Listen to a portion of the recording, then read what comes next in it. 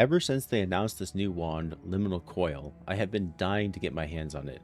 Literally. But after a failed venture with martial artist build using the Stone Fist version of Facebreaker and Hollow Palm, I decided to pick up the wand and try it out. Except its level requirement is insanely high, so I had to level with something else until finally, at level 84, I could equip it. To say this thing has insane clear speed would be an understatement, but I was shocked at how decent the single target damage is too. I'm not even running a plus to spell skills amulet, and I'm able to clear T14 and 15s with ease. Now, if you look at Pewee Ninja, you'll probably notice most people are running this build with either Blood Mage or Infernalist, using some cast and crit setup, Wolf Pack plus cast on minion death for Detonate Dead, and or some low life build setups. But these setups all require very good gear that's a bit too expensive for where I'm at in the game, because after my Smith the Katava build, I spent a lot of time in Divines on a build that ended up being mediocre at best, so I'm a little behind most of you probably in currency. So I had to make a budget version, which took a lot of time, but I'm happy to present you guys with a self-curse version using Blood Mage. Originally, I chose Lich as my Ascendancy because of some nice curse nodes on the Ascendancy. However, the damage was very mid and I ran into some issues. Firstly, I wanted to self-curse because Liminal Coil's lines read, "Curses you inflict ignore curse limit, and magnitude of curses you inflict are 0. This meant that if I were to reflect these curses back to me using Shackles of the Wretched, I wouldn't suffer any penalties, just like the enemies don't suffer any. This made me think it would be perfect synergy with a passive node called Warding Fetish. We just get straight up 120% to 180% increased damage with 4 to 6 curses respectively, depending on your setup, which I'll go over soon. If I could have 100% uptime on curses, that would be awesome. So I just grabbed this Ascendancy node for Lich for infinite curse duration, and that's it, right? Well, it would have been. But after playing around with some ideas, I realized that the only way I can have my curses reflect back to me is by hard casting them. Blasphemy doesn't work, even though it seems to work with the Liminal Coil lines of curses that you inflict. So one would think that it would work with the same logic on Shackles, saying curses you inflict are reflected back to you. But for whatever reason, it doesn't. You can't reflect curses back to you with Blasphemy. Curse ground mechanics were from spell totems, I discovered. This meant that I had to hard cast every single curse. It was just too annoying. Thankfully, with infinite curse duration, it meant I just had to cast my curses once to reflect them back to myself each map. But then I had to hard cast as many as I could each pack to get maximum damage output, and it was just not fun, and it took up all of my skill gem slots, so I couldn't use any other reservation buffs. To solve this, I tested it with cast on crit. I thought for sure that this wouldn't work, as it's not really me casting the curse or casting the curses, they're triggered from the gym. But ultimately it does work that way, and I found a nice solution. Cast on crit had 2 issues though. I needed crit, a lot of crit, and I didn't have any crit. 2, it requires a ton of spirit to socket in 4 curses, even with cost efficiency support. So I decided to swap to Blood Mage on my 4th Ascendancy Sekima trial, so I could get the node for 15% base crit for spells. I'm now using this with pinpoint critical in my supports, sacrificing some crit damage for higher crit chance, and now the crit is at a solid 78%. I'm also using this new support called Trickster Shard, where when we cast, we spawn a clone of ourselves, and after the 4th cast, the next cast will fire off the socketed spell.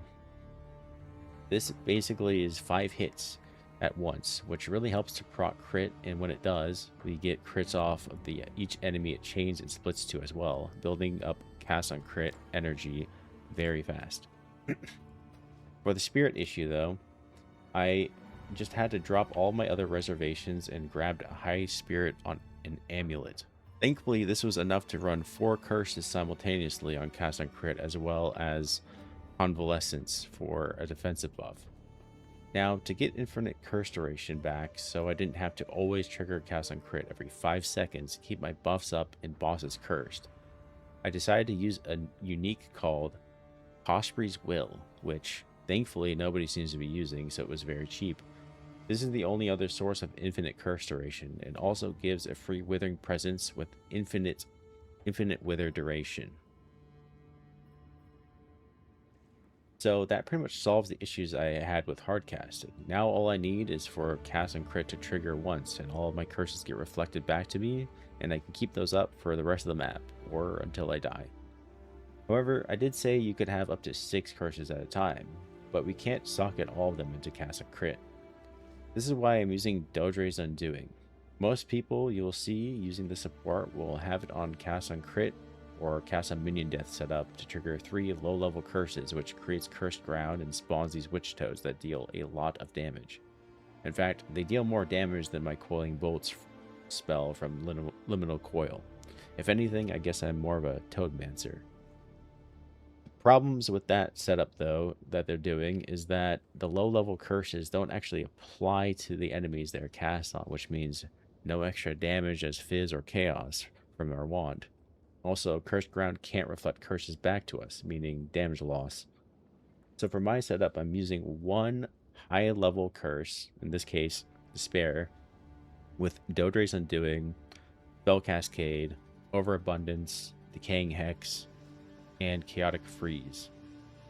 The mana cost of this skill setup is very high, but I only need to cast this once every time I fight a big pack or a boss. Since the cursed ground it creates also has infinite duration, meaning infinite toads.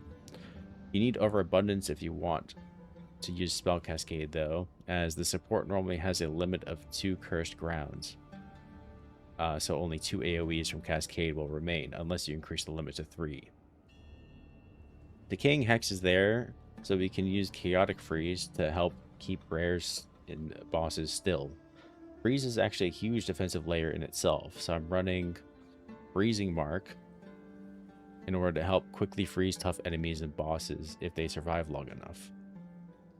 This setup I found to be the best for me, but you can try all sorts of things, running multiple curses on Blasphemy and others on cast on crit or cast on minion death or something. In fact, if you want to drop the self curse altogether to free a glove slot and just do a Blasphemy version with Spirit Stack, that seems to be the most popular way to play this. I just think this is much easier and budget friendly.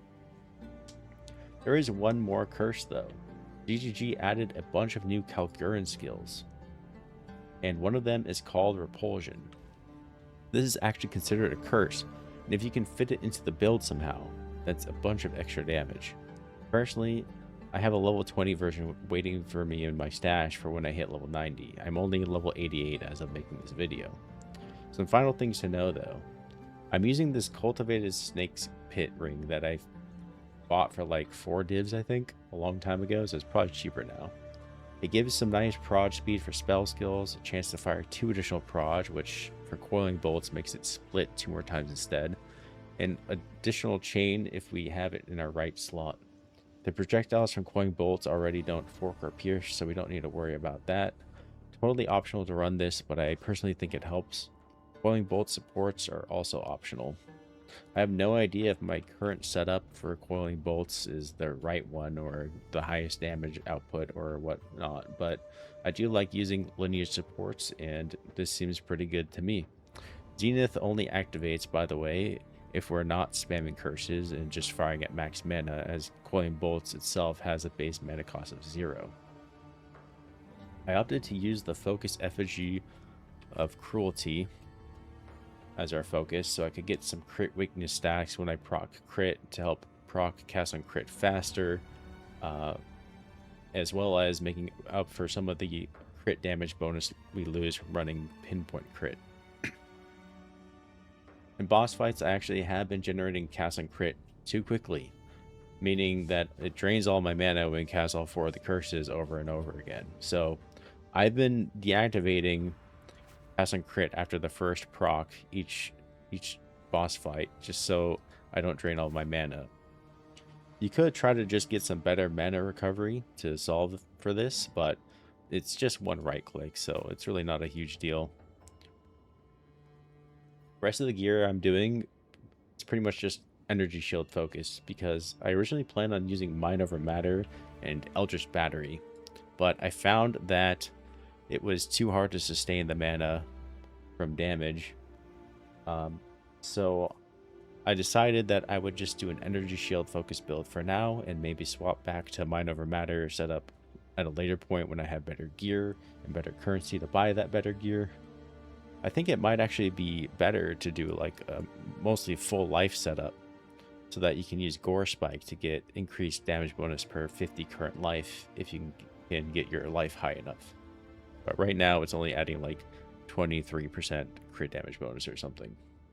The rest of the passive tree is mostly focused around crits, chaos damage, cast speed, energy shield, and triggered spells. Now, the triggered spells stuff is just for Dodra's Undoing for the Witch Toads, as they deal damage. Curses do not deal damage. Thanks for watching. Subscribe and like the video if you enjoyed this build guide and want more like it. Leave a comment if you have any questions and are also running similar builds and have some tips as I try to push this to 1 million DPS. Path of Building and Mobilytics guide will be in the description. Bye.